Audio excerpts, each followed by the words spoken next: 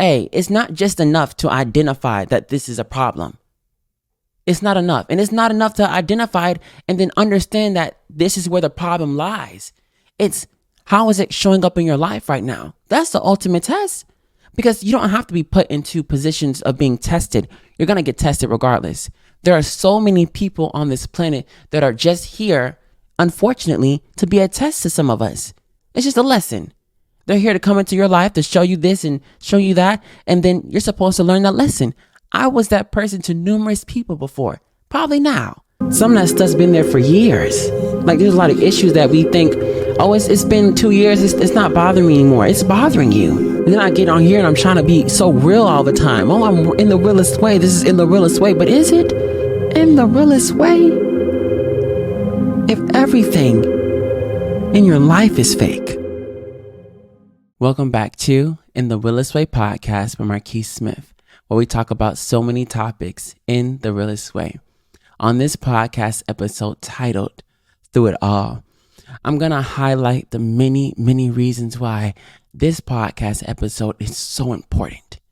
You know, before I was talking about so many different issues and I was talking about my experiences with sexual assault, and my drinking problem recently on my last podcast episode, that I was being hypocritical of myself.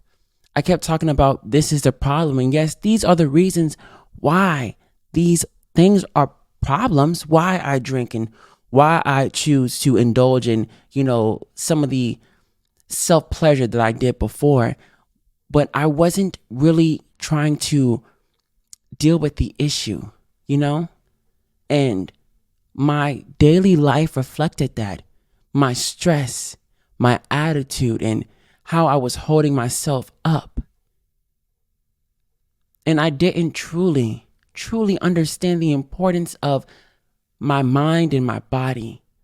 I was going to make a reel, I guess, about this conversation about our spirit, our mind, and our body, and how every single thing that we do correlates to one of those things or sometimes more.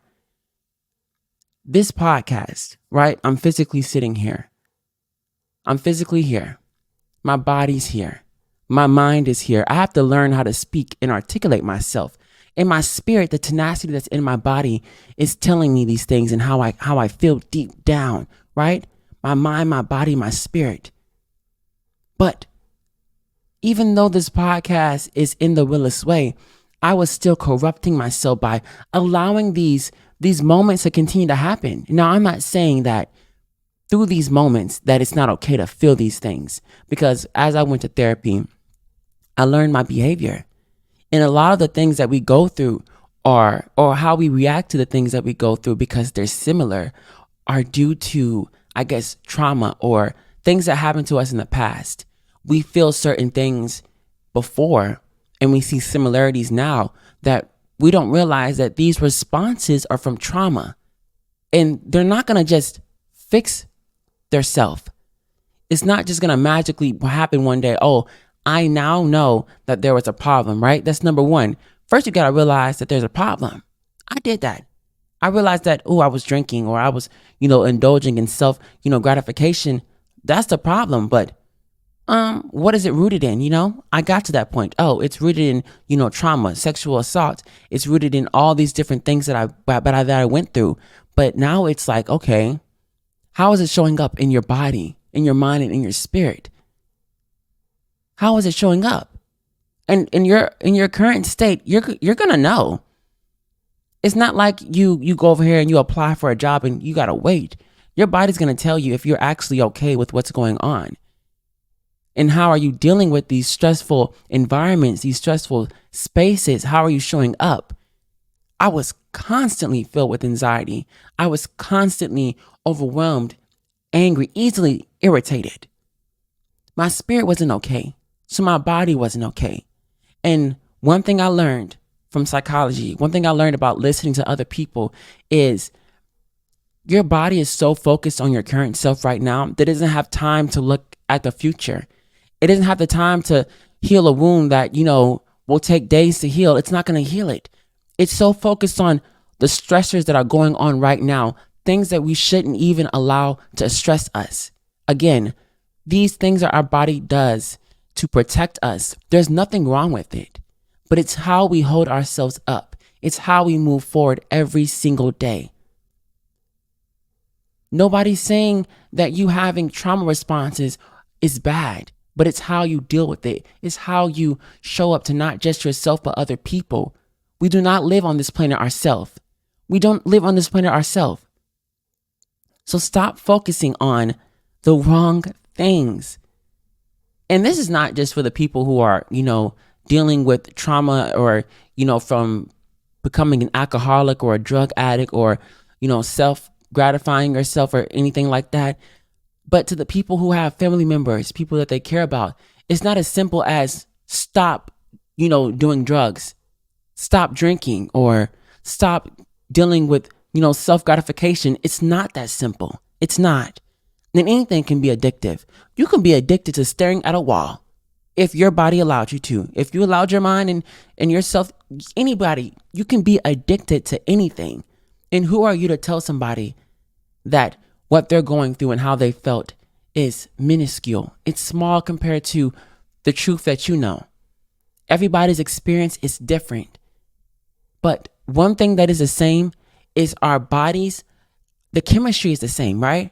Something bad happens to us, your body's going to remember it. Oh, I promise you. Your mind may forget.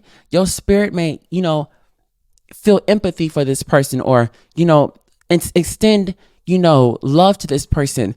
But that trauma, it's not going to be gone. You ain't going to forget it. You may think you forgot it, but I promise you, the internalized, mind that you have, it's not going to forget it. And it's going to continue to deal with it the best way that it knows how. All throughout our life is about, tools. What do we have in front of us that we can use to deal with these trauma, this stress better? And of course, we look at our family and we look for them for the tools, but they don't have the best ones sometimes. When I was growing up, I saw a lot of drugs. I saw a lot of drinking. So of course, these things are going to be easily accessible or something that will pop up in my mind. Everybody doesn't have it like that, So having a supportive, loving community is really important, especially when you're going through times when you're trying to escape from something that is challenging. You need people around you to guide you and tell you that what you're doing and how you're living, it ain't right sometimes.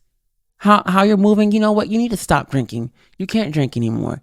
You need people like that in your life so that when you move forward, there's a sense of accountability.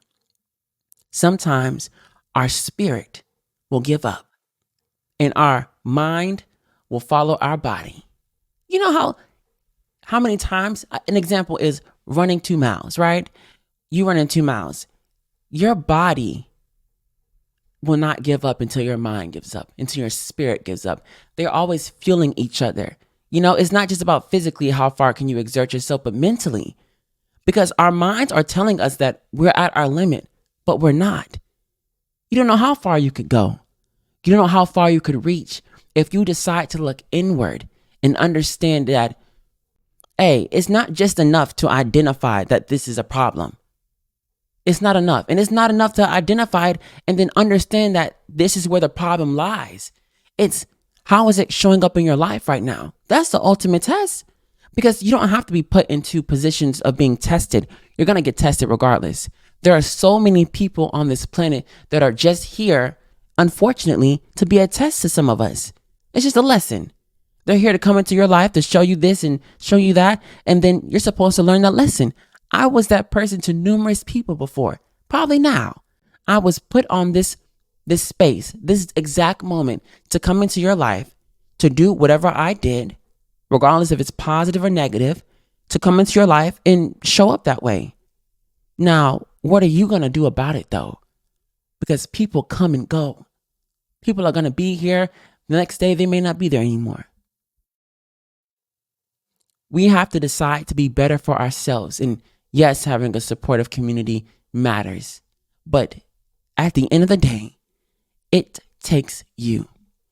And through it all, you can do anything.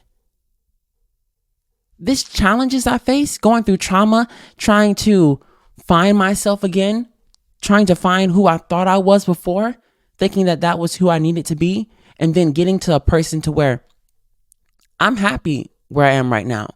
I don't want to be who I was years ago after sexual assault. I don't want to be that person anymore. That person's gone. And they had their time of being in this moment, but they're no longer needed. I will always remember what I went through and what I had to go through. But this is who I am right now. And I can't, disregard my current state. Because I'm moving backwards now. I'm moving back. We're trying to move forward. So through it all, we have to push past adversity, no matter what.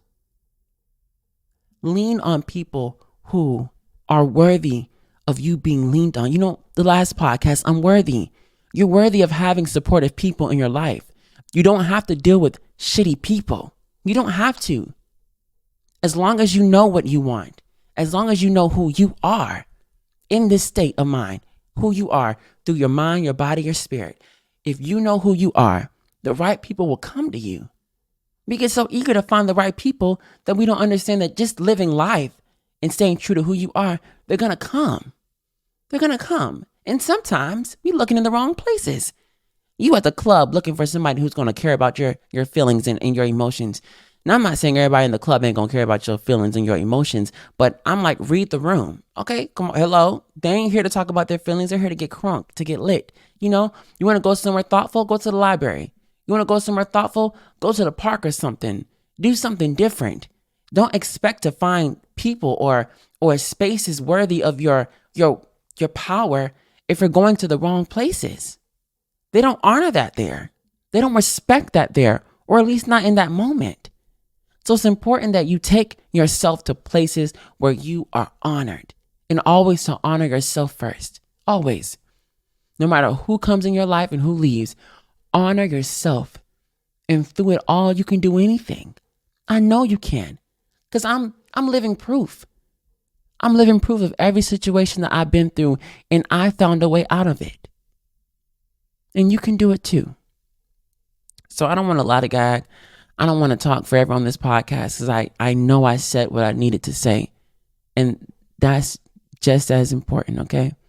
Saying what you need to say, and then just ending the podcast, ending what you need, You don't have to go on forever to make a point, meaningful, impactful. So like I say at the end of every podcast episode, I give thanks to the utmost, to the highest power, God. I'm thankful for my friends and my family. I'm truly, truly grateful. This is NTheRealestWay Podcast. Out. Some people, I know you're not a hero, really. I know you're not a hero.